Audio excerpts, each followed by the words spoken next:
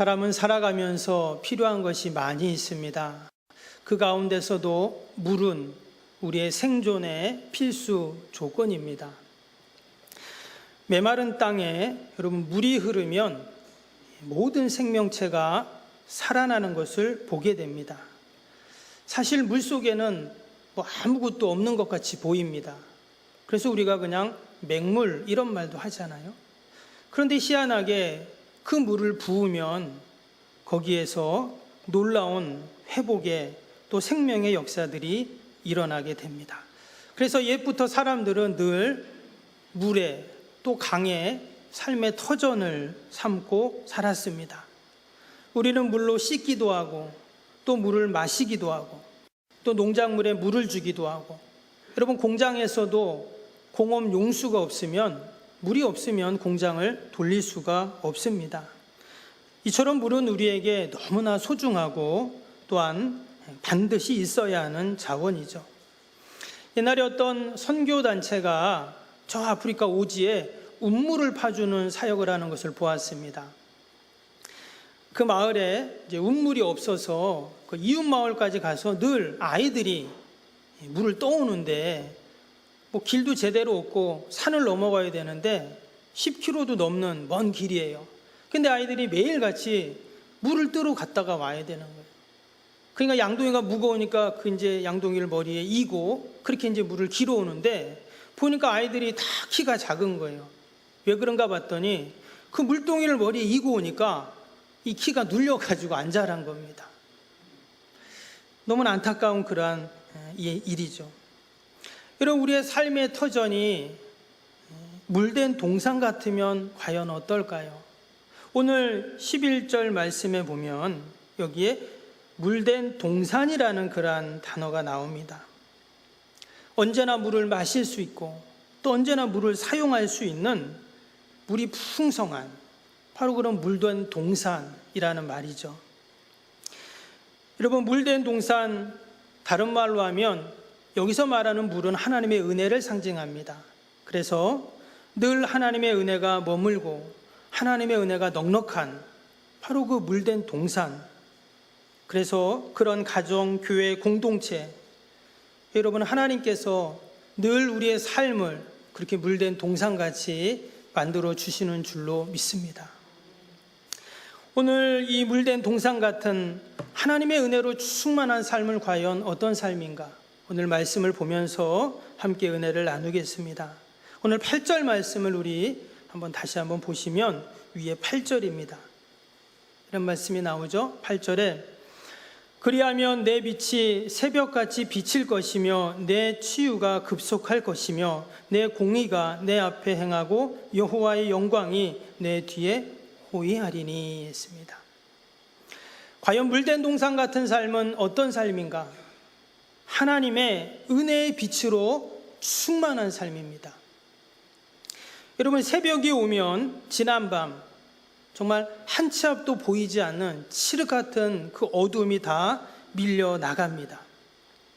마치 하나님의 은혜의 빛이 다 공급이 되면 다 어둠이 사라지고 혼란이 사라지고 두려움과 절망이 다 사라진다는 말씀입니다.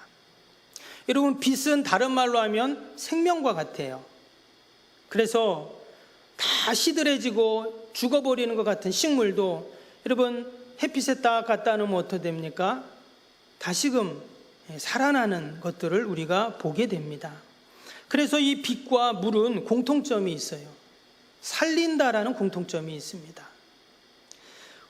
그래서 이어지는 말씀에도 보면 치유가 급속할 것이며 이런 말씀이 나왔어요.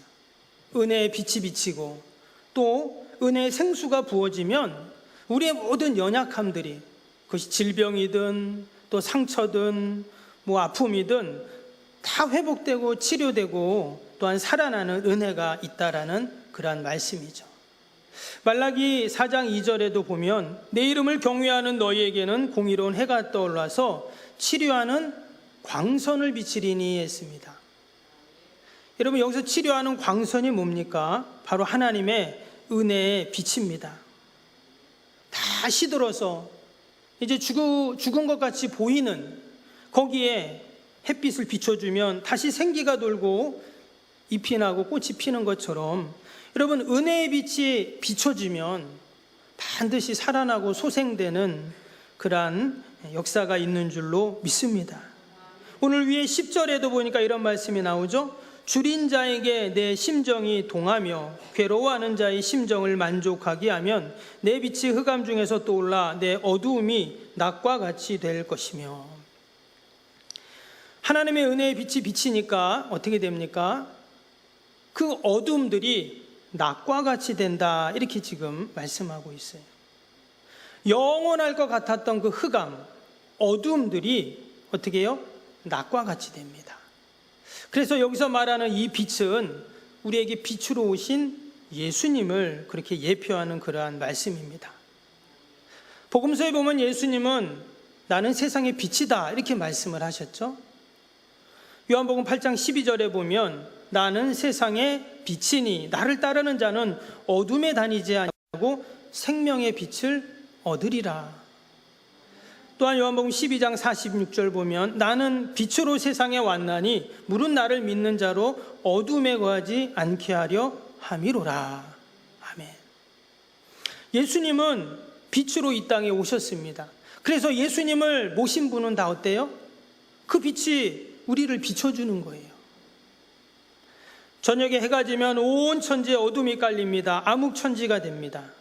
빛이 완전히 사라지죠.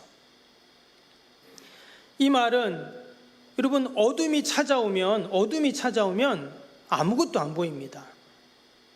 아무리 내가 쌓아놓고 배워놓고 경험하고 능력이 있고 소용없어요. 어둠이 쫙 깔리면 한치 앞을 볼 수 없는 거예요. 근데 반면에 여러분, 빛이 찾아오면 어떻게 돼요? 빛이 찾아오면 어둠은 순식간에 사라집니다. 마치 밤에, 깜깜한 밤에 우리가 스위치를 딱 올리는 순간, 형광등 불이 탁 켜지는 순간, 깜깜했던 방이 그 순간 환해지는 것처럼 어둠이 내 안에 확 들어오면, 빛이 확 들어오면 어둠은 그 순간 사라져 버리는 겁니다. 조금도 어둠이 머뭇거리지 않고 어둠은 다 사라져 버려요. 여러분, 예수님이 우리 안에 오셨습니다. 하나님의 은혜의 빛이 우리 안에 막 들어오시면 여러분, 우리 안에 있는 모든 어둠들도 이처럼 다 사라지는 줄로 믿습니다. 그래서 나의 갈 길을 비치시고 또 우리 뒤에서 그 하나님의 영광의 빛이 우리를 호위하신다고 했는데, 여러분, 이것이 바로 물된 동산 같은 우리 성도들의 삶인 줄로 믿습니다. 또한 물된 동산 같은 삶은 오늘 11절 보시면 11절에 여호와가 너를 항상 인도하여 메마른 곳에서도 내 영혼을 만족하게 하며 내 뼈를 견고하게 하리니 너는 물된 동산 같겠고 물이 끊어지지 아니하는 샘 같을 것이라. 물된 동산 삶은 바로 하나님이 우리를 인도하시는 그러한 삶입니다. 지금 이 이사야서 말씀은 장차 역사적으로 이스라엘이 바벨론의 포로로 끌려가게 되어서 다시 때가 되면 고국으로 돌아올 것이다 라는 것을 예언하는 말씀이에요. 실제로 70년 바벨론 포로 생활을 합니다, 이스라엘 백성들이. 여러분, 포로 생활이라는 것은 메마른 땅에서의 삶이죠. 그래서 타국에 가서 그들이 포로로 끌려가서 언어도 다르죠. 또 모든 문화도 다르고 모든 것이 다 다르고 낯섭니다. 더욱이 포로로 끌려갔으니까 얼마나 처량합니까? 우리가 잠시 동안 고향을 떠나 타지에 가 살아도 참 외롭죠. 요즘에는 뭐 교통도 좋고 직장 때문에 뭐 학교 때문에 타지에 가서 사는 경우가 많이 있습니다. 그러나 이 고대 사회는 내가 지금 고향을 떠났다, 타지로 갔다, 이것은 목숨을 걸고 가는 것입니다. 어떤 일이 생길지 몰라요. 더욱이 포로로 끌려갔다, 그 생명을 보장할 수가 없는 그런 삶이죠. 성경에 보면 그 대표적인 사람이 다니엘입니다. 다니엘은 참으로 유복한 가정에서 태어나서 그렇게 아무런 어려움 없이 살고 있었어요. 근데 어느 날 자고 일어나 보니까 전쟁이 일어납니다. 바로 바벨론이 이스라엘을 침공한 거예요. 1차, 2차, 3차. 결국 어떻게 됩니까? 이스라엘이 전쟁에서 패하고 나라가 망하게 됩니다. 그래서 가족과 부모와 다 이별을 해요. 삶의 터전을 잃어버리고 보장된 미래를 다 강탈당합니다. 어린 다니엘은 먼 그 이방 나라로 끌려가서 무려 60년을 그 땅에서 이제 살게 됩니다. 그런데 희한한 것은 그 메마른 땅에 살면서도 그는 물된 동상 같은 삶을 살아요. 왕조가 바뀌고 나라가 바뀌어도 다니엘은 그 땅의 총리로 그는 어마어마한 부와 권력을 누리면서 살게 됩니다. 늘 하나님의 은혜의 빛이 거기에 비춰진 거예요. 하나님이 다니엘의 인생을 선하게 인도해 가셨습니다. 바벨론이라는 땅은 사실 상당히 기름진 땅입니다. 문명이 시작된 땅이죠. 유프라데스 강, 또 거기에 보면 메소포타미아, 그 문명이 일어난 지역이 바로 그 바벨론이 있는 땅이잖아요. 겉으로 보기에는 물된 동산 같은 땅이었습니다. 그래서 포로로 끌려갔지만 뭐 사는 데는 별 문제는 없었을 거예요. 그러나 이스라엘 백성들에게 있어서 이 바벨론은 메마른 땅입니다. 왜 그럴까요? 그 땅에는 하나님이 없기 때문입니다. 그 땅에는 성전이 없어요. 그 땅에서는 마음껏 하나님의 이름을 부를 수도 없고 예배를 드릴 수도 없어요. 그렇기 때문에 그들에게는 그 땅은 메마른 땅입니다. 그럼에도 불구하고 다니엘은 물된 동산 같은 삶을 살아요. 왜 그랬나? 그는 하루에 3번씩 그 고향 땅, 바로 예루살렘 성전을 향해서 그는 늘 기도합니다. 때문에 그는 그 메마른 땅에서도 늘 물된 동산같이 물이 끊어지지 않는 샘물과 같은 그런 삶을 살 수가 있었던 것이죠. 여러분, 물된 동산이라는 말은 말 그대로 물이 넉넉히 공급되는 그러한 정원을 말합니다. 원래는 물이 없는 곳입니다. 근데 그곳에 누군가가 물을 대준 거예요. 넉넉하게 공급해줬다. 이 말이 물된 동산이라는 말입니다. 이 물된 동산은 풀이 잘 자라고 나무들이 잘 자라고 온갖 꽃들이 피어납니다. 바로 하나님께서 그처럼 풍성한 은혜를 부어주시고 대주신 거예요. 또 물이 마르지 않는 샘이라는 말은 무슨 말일까요? 샘은 계속 물이 솟아나는 곳이잖아요. 그래서 하나님의 변함없는 지속적인 은혜를 이야기합니다. 일찍이 시편 기자는 시편 23편의 다윗은 그렇게 고백을 했죠. 여호와는 나의 목자시니 그가 나를 푸른 초장 쉴만한 물가로, 이게 바로 물된 동산이거든요. 물된 동산으로 나를 인도하시니 내가 부족함이 없습니다. 그는 그렇게 고백을 했습니다. 여러분, 양은 결코 스스로 물된 동산으로 갈 수 없죠. 오직 선한 목자가 그 양을 물된 동산으로 인도하는 법입니다. 하나님께서 우리 하나님의 택한 백성들을 늘 물된 동산으로 여러분 그렇게 인도해 가시는 줄로 믿습니다.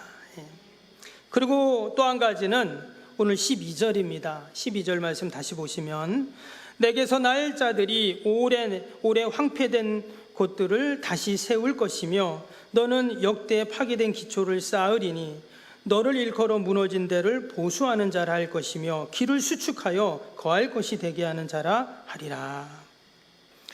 여기 보니까 한 가지 반복되는 말이 또 강조하는 말인데 그게 뭐냐면 무너진 것을 다시금 파괴된 것을 다시 쌓는다 하는 말을 합니다.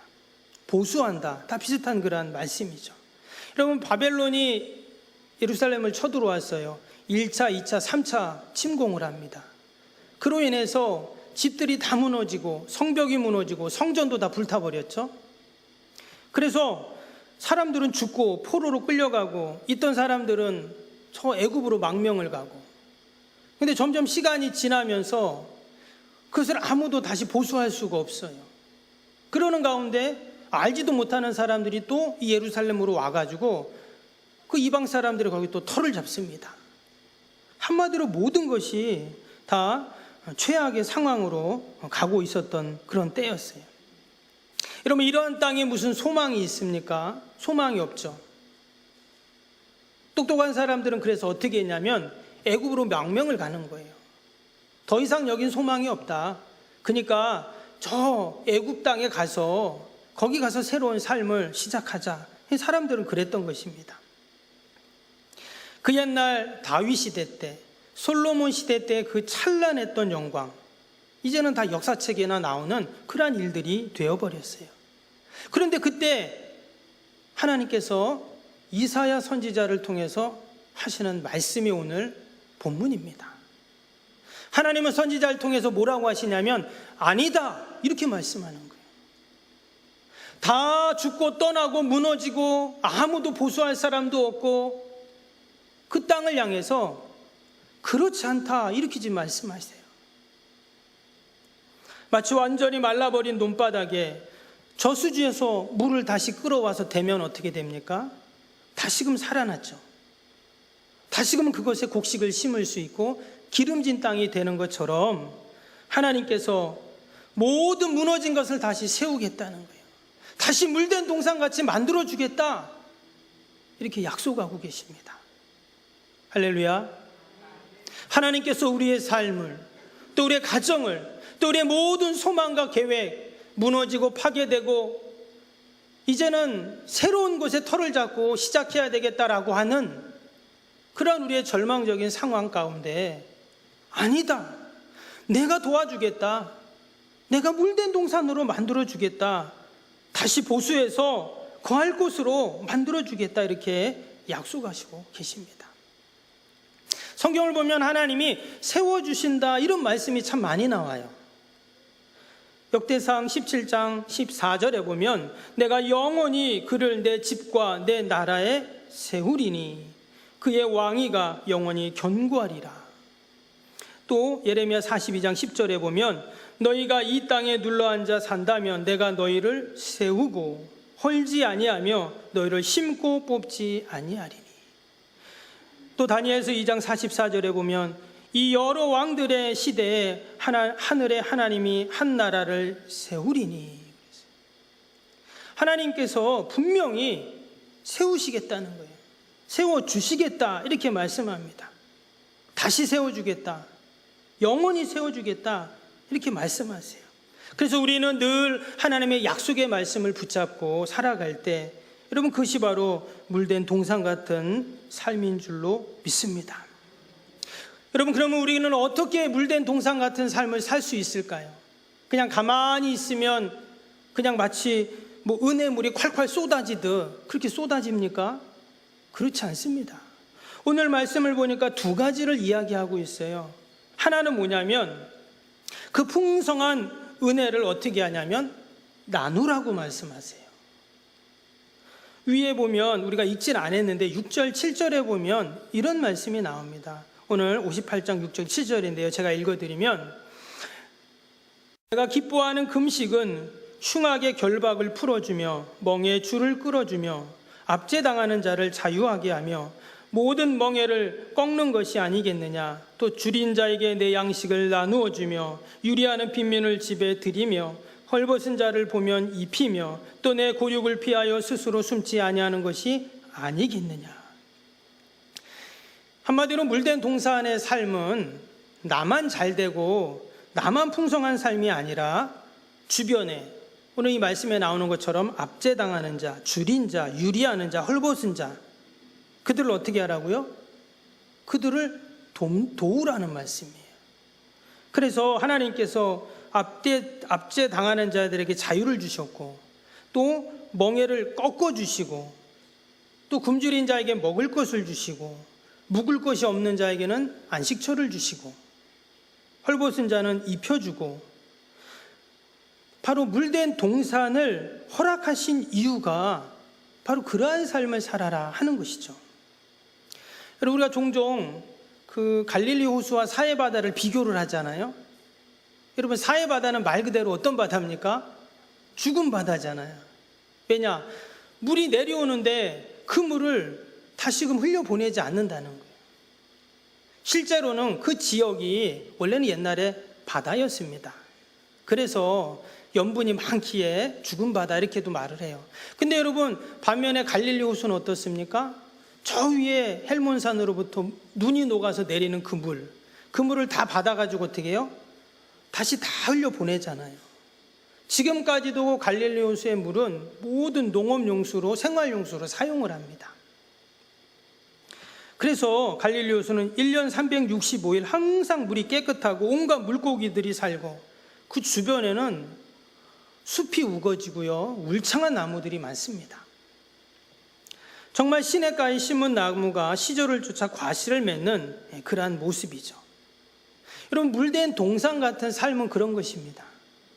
나만 그곳에서 즐기고 누리며 사는 삶이 아니라 바로 베풀고 나누는 삶, 그것이 바로 이런 물된 동산 같은 삶인 줄로 믿습니다.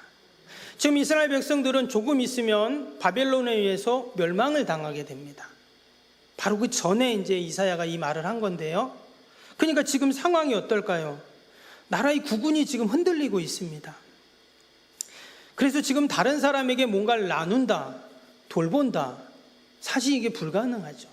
지금 나 살기도 힘든데 지금 다른 사람을 돌보라는 것입니다. 임금은 무기력하고 관료들은 사리사욕에 눈이 멀고 제사장들은 싹쓸 위하여 제사를 드리고 선지자들은 하나님의 마음이 아닌 사람의 마음에 맞는 말을 하고, 지금 그런 상황 속에서 모든 것이 최악의 상황인 속에서 나 살기도 힘들잖아요. 그런데 다른 사람을 돌봐라, 이렇게 지금 말씀을 하고 있어요. 그럼 우리가 어떻게 그런 상황 속에서도 주의를 돌아볼 수 있는가? 오늘 이 58장 1절에서 사실 10절까지의 내용이 뭐냐면 기도입니다. 기도예요. 어려움을 당한 이웃들을 위해서 기도하자라는 것입니다. 여러분, 우리가 어려운 이웃들을 도울 일들이 참 많지만, 도울 수 있는 방법이 많지만, 여러분 가장 귀한 도움이 뭐냐? 기도입니다. 오늘 9절 보세요. 9절 보니까 내가 부를 때에는 나 여호와가 응답하겠고 내가 부르짖을 때에는 내가 여기 있다 하리라. 우리가 하나님께 기도할 때 반드시 하나님이 응답하시고 함께 하신다고 약속해 주셨어요. 우리가 어떻게 하면 물된 동산 같은 삶을 살 수 있는가? 다른 게 아닙니다. 하나님이 우리에게 주신 그 놀라운 풍요로움, 그것을 우리가 우리의 이웃들과 함께 나누는 삶, 여러분 그것이 바로 물된 동산 같은 삶인 줄로 믿습니다. 실제로 내가 가지고 있는 것을 어려운 이웃과 힘든 이웃과 나눌 수 있습니다. 근데 사실 내가 가지고 있는 것을 나눈다는 것은 한계가 있잖아요. 제한적입니다. 그런데 전지전능하신 위대하신 창조주 하나님을 의지하고 우리가 기도할 때, 여러분 그 기도의 능력과 역사가 반드시 일어났죠. 그래서 하나님의 풍성한 그 기적 같은 은혜들을 하나님이 부어주시는데 그것이 바로 기도의 능력입니다. 제가 지난주에도 같이 그런 인사를 했는데, 여러분 지금은 뭐 하기 좋은 계절입니까? 기도하기 좋은 계절입니다. 뭐 하기 딱 좋은 나이라고 그런 노래도 있는데, 여러분 지금 우리는 기도하기에 딱 좋은 나이인 줄 믿습니다. 아멘.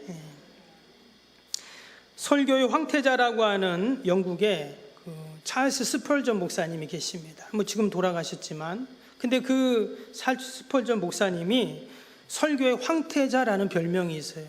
얼마나 설교를 잘하는지. 그분이 그 영국 런던에 있는 뉴파크 스트리트 교회라는 곳에 이제 담임 목사님으로 부임을 합니다. 그때 그의 나이가 20살이었어요. 20살에 교회에 부임을 했는데요, 그 교회가 10,000명이 모이는 교회입니다. 20살 청년이 그 10,000명 앞에서 매주 설교를 해야 되는 거예요. 그 사람들이 야, 어떻게 그렇게 할 수 있냐, 대단하다. 그때 이 찰스 스펄전 목사님이 하신 말씀이 뭐냐면, 나는 기도의 능력을 믿는다, 그런 이야기를 합니다. 그러면서 그분이 이런 얘기를 했어요. 그 설교 중에 기도에 대해서 이런 말씀을 합니다. 그리스도인이 포기하지 않고 무릎을 꿇고 기도할 때 지옥은 더 이상 힘을 발휘하지 못합니다. 사랑하는 형제들이여, 기도합시다. 우리 모두는 논쟁할 수는 없지만 우리 모두는 기도할 수 있습니다. 우리 모두는 지도자가 될 수는 없지만 우리 모두는 기도의 사람이 될 수는 있습니다.